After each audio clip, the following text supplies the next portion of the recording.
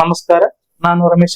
ನಾನು ಯಾದಗಿರಿ ಜಿಲ್ಲೆಯ ಶಹಾಪುರ ತಾಲೂಕಿನಿಂದ BA ಅನ್ನು ಮುಗಿಸಿ UPSC ಅಧ್ಯಯನದ ಸಲುವಾಗಿ ಈ ಆಚಾರ್ಯ IAS ಅಕಾಡೆಮಿಗೆ ಬಂದಿದ್ದೇನೆ.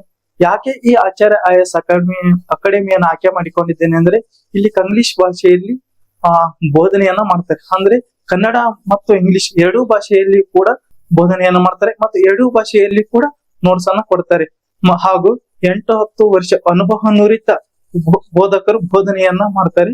ಮತ್ತೆ ಇಲ್ಲಿ ತುಂಬಾ ಫ್ಯಾಕಲ್ಟಿಗಳು ಅವೈಲೇಬಲ್ ಇರೋದ್ರಿಂದ ನಾವು ಯಾವುದೇ ಪ್ರಶ್ನೆಯನ್ನು ಈಸಿಯಾಗಿ ಇಲ್ಲಿ ಕೇಳಬಹುದು. ಹಾಗೂ ಪ್ರತಿ ಭಾನುವಾರಕ್ಕೊಮ್ಮೆ ಚೆಟ್ ಸೀರೀಸ್ ಅನ್ನು ಇಲ್ಲಿ ತಗೊಳ್ತಾರೆ.